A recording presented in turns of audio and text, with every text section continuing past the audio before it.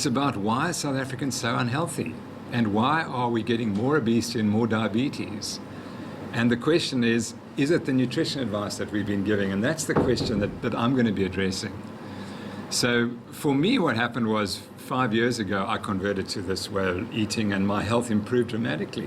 Welcome back. I'm with the sports science and nutrition professor, Tim Noakes, who is talking to us from Cape Town. And Prof, you have been crucified, and you hopefully have been crucified so that many more can benefit from what you are subjected to. The book is called The Law of Nutrition, which is a compilation of all the questioning, the interrogation that took place at this hearing. So you tell us a bit more about this.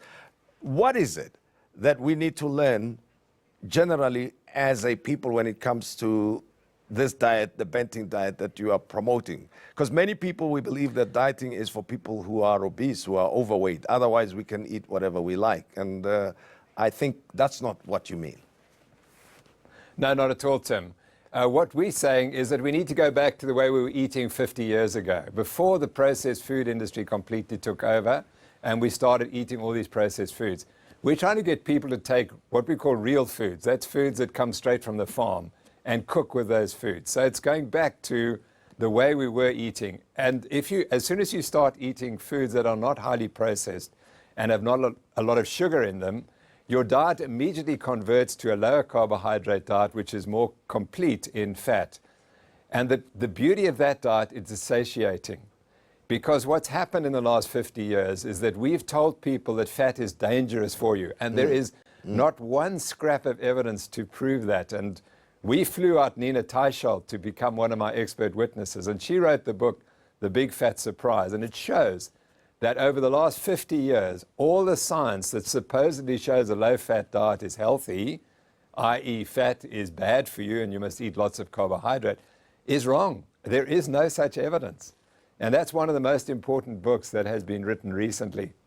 So we're saying, let's go back to what we were eating before the dietary guidelines in 1977 came along and said we must eat low-fat, highly processed, high sugar, high carbohydrate, lots of cereals and grains. And it turns out that this diet happens to be more meat-based, and it's a little bit less plant-based. And that is against the global trend, because the global trend has been that we want people to eat more of a plant-based diet. But as we've eaten more of that plant-based diet, highly processed foods, we become fatter and sicker. So sooner or later, we have to ask the question, why don't we just go back to what we used to eat, where food was prepared in the home and we all knew how to cook, and what we call eating real foods. And that's the kind of argument that we want.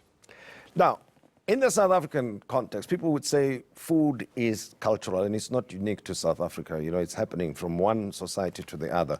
Now, in our context here in South Africa, where would you start if you were to throw something out of our diet? Because we know we've got an obesity problem here and we've got an alarming increase of non-communicable diseases. You've referred to one of them.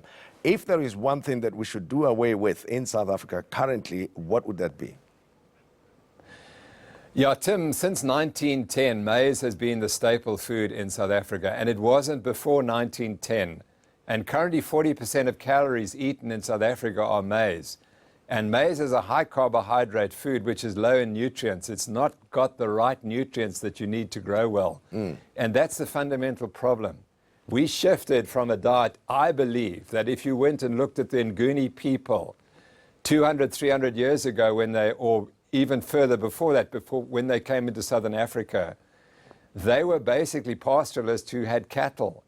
So they basically, I believe the diet was meat-based. And because of a whole lot of historical problems, that was changed in 1910 or so to basically a maize-based diet. And that's the problem.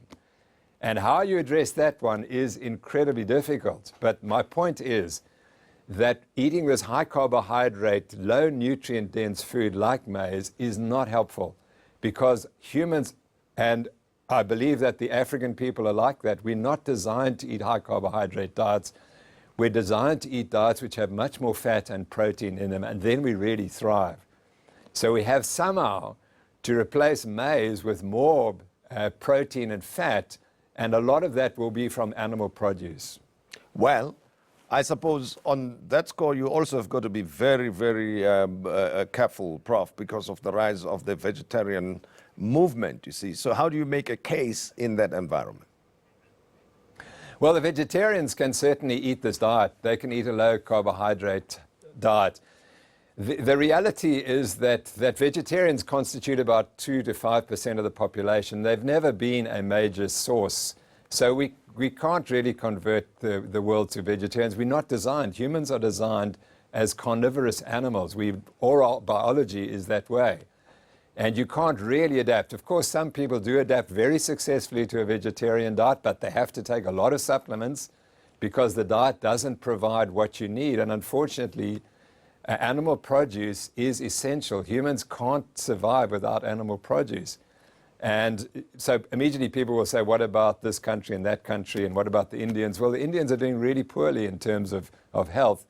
And there are many nutrient deficiencies in a vegetarian or vegan diet that have to be coped with. So you can do it well, but it's easier to eat an animal-based diet and to be healthy.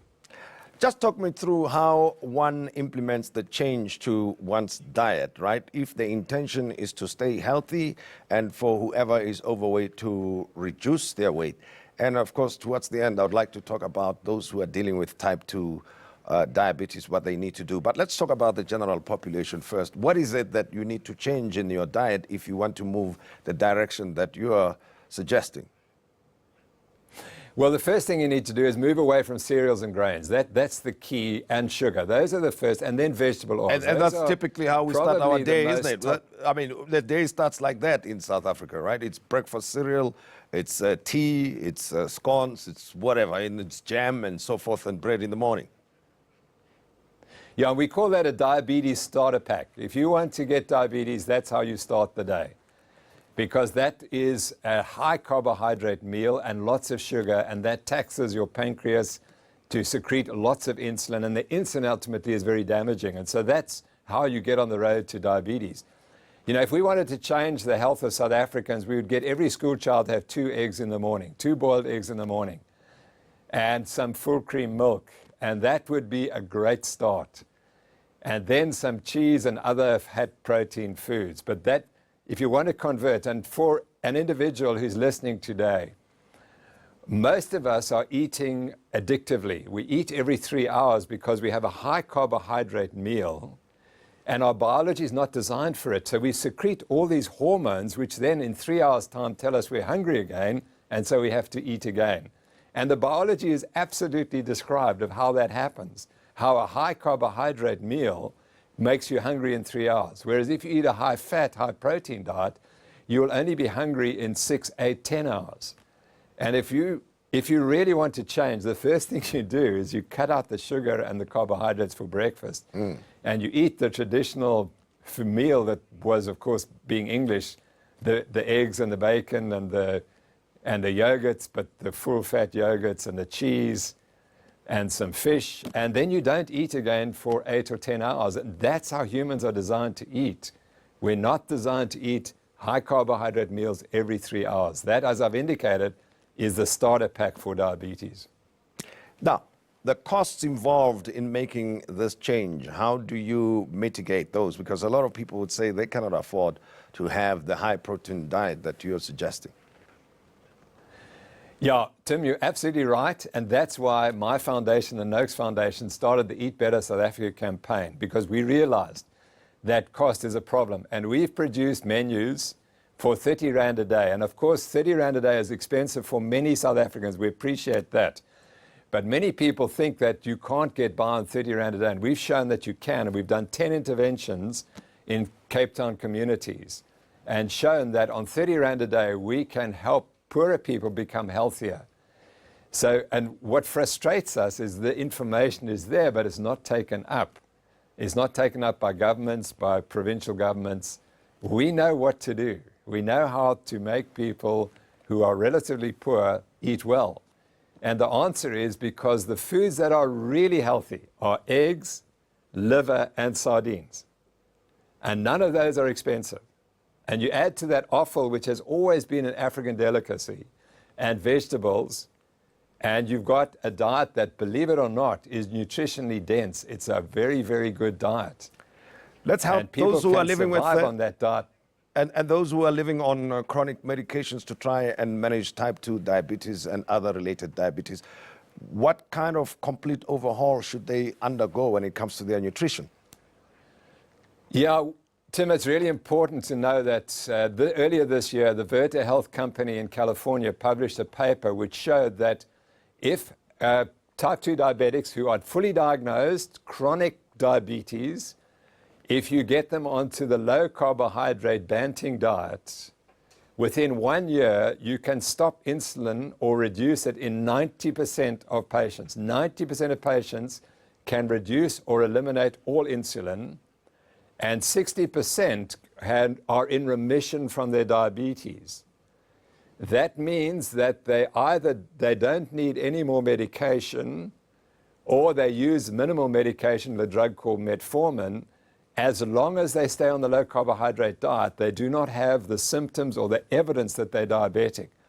Of course, they can't go back and eat a high-carbohydrate diet because the diabetes will come back. It's not cured. We are never cured of our diabetes. But we don't have to have the abnormalities in our blood system that make the disease progress. Now, that study is critically important because it tells us one thing, that is medical negligence to treat a diabetic on a diet that provides more than 30 grams of carbohydrate a day. You have to put every diabetic on a diet of 30 grams or less, and we can start terminating this diabetes epidemic. Sure. Well, Prof, the evidence is in. I don't know if this is appropriate, what I'm just about to say when we end the conversation, that this is the man who was crucified so that whosoever believes in what he's preaching can have an improved quality of life, Tim Noakes. And thank you very much for having been my guest. Tim, it's always a pleasure. Thank you for a lovely interview. It was fantastic. Thank you so much. And enjoyed talking to you. That's Professor Tim Noakes. Join me again tomorrow evening. I will be joined by business leader Dr. Ruel Koza and the former presidential spokesperson and author of The Man Who Founded the ANC. And the person I'll be talking to is Dr. Bongani Ngulunga. That's tomorrow evening. And from us tonight, good night to you.